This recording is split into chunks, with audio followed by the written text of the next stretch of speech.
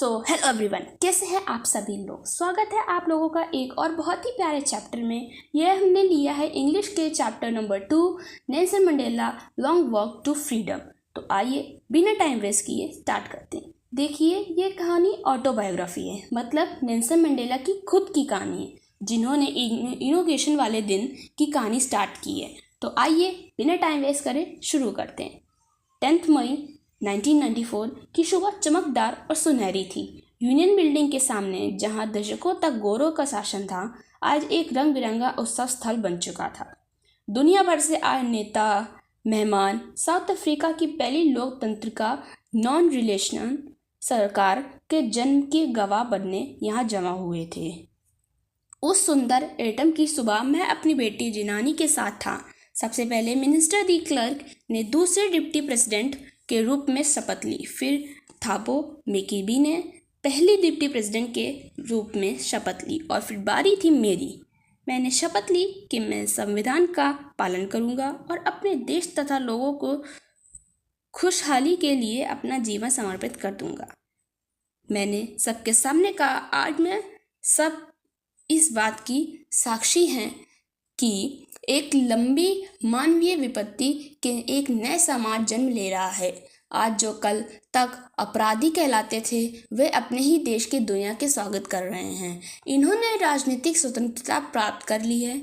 हम यह वचन देते हैं कि हम गरीबी, अभाव, कष्ट और भेदभाव से अपने लोगों को मुक्त करेंगे। कभी ना कभी इस सुंदर धरती पर फिर कभी ना एक इंसान दूसरे इंसान को दबा नहीं पाएगा। यह सूर्य कभी अस्त नहीं होगा। यह इस महान उपलब्धि पर था।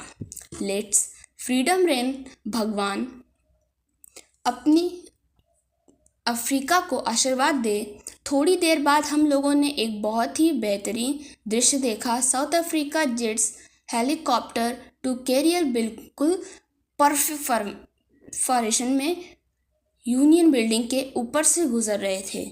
यह सिर्फ सैन्य शक्ति का प्रदर्शन नहीं था, यह उन्हें निपस्ट का प्रमाण था। निपस्ट एक नए लोकतांत्रिक साउथ अफ्रीका की ओर और सरकार के प्रति जिस जनता ने चुना था।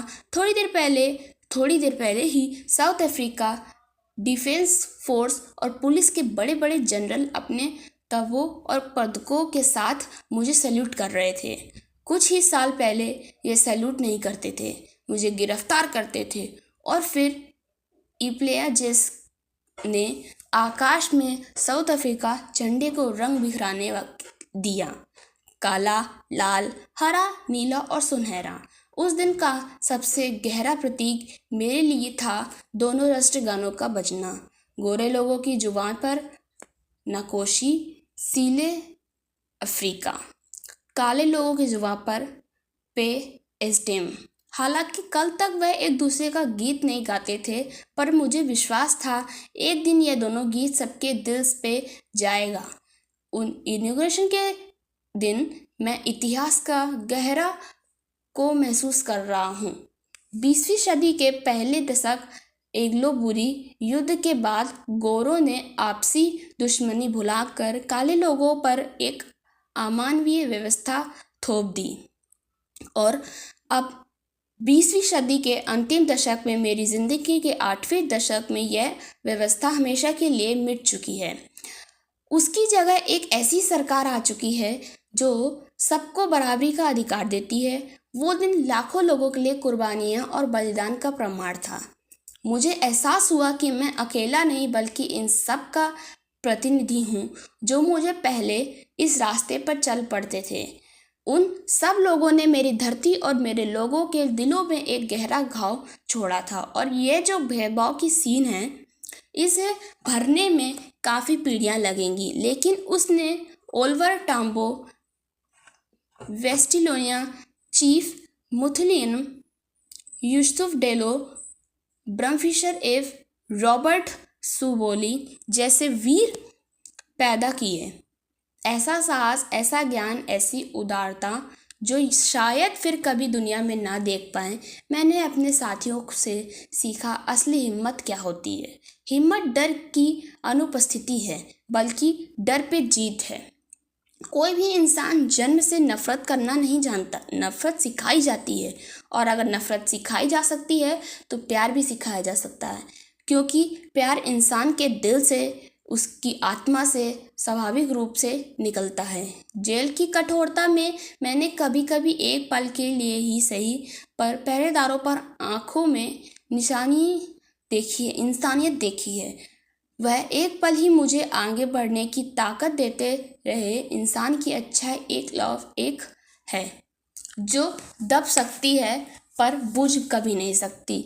जिंदगी में हर इंसान के लिए एक और दो कर्तव्य होते हैं, पहला अपने परिवार के लिए, दूसरा समाज और देश के लिए। लेकिन अपर्थ मेरे जैसे रंग के आदमी दोनों नहीं निभा सकते। या तो अपने परिवार के साथ रह सकते हैं या समाज के लिए एक के लिए लड़ सकते हैं। मैं आज़ादी की भूल लेकर पैदा नहीं हुआ था, मैं तो आज़ाद पैदा हुआ था। खेतों के दौड़ने, नदियों में तैरने, तारों के नीचे खाने और बैलों की सवारी करने की आज़ादी। लेकिन बड़ा होते होते समझ में आया कि मेरा बचपन में की आज़ादी ही एक भ्रम थी। पहले मुझे अपनी आज़ादी चाहिए थी, देर रात तक पढ़ने की, घूमने की। फिर मुझे एक ईमानदार ज़िंदगी की आज़ादी चाहिए थी, नौकरी, शादी, परिवार की। लेकिन धीरे धीरे जाना यह सिर्फ मेरी आज़ादी नहीं बल्कि लाखों लोगों की आज़ादी का सवाल है।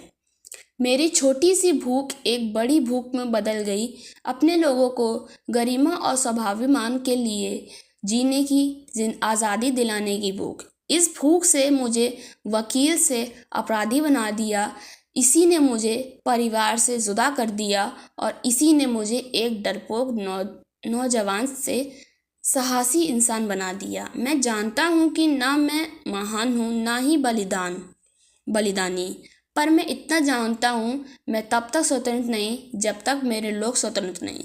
स्वतंत्रता बांटी नहीं जा सकती। अगर मेरे लोग बंधन में हैं तो मैं भी बंधन में हूँ, और जिनसे स्वतंत्रता छीनी है वह भी स्वतंत्र नहीं है, क्योंकि वह भी अपने नफरत छोटी सोच की जेल में कैद हैं। जब तक उत्पीड़न की मुक्ति नहीं होती, इंसानियत कभी भी मुक्त नहीं हो सकती। That's it गाइड, यह था आपका चैप्टर। आई होप आपको मज़ा आया होगा। मिलते हैं और लोगों से नेक्स्ट वीडियो में, तब तक के लिए जय हिंद, जय भारत, बाय बाय।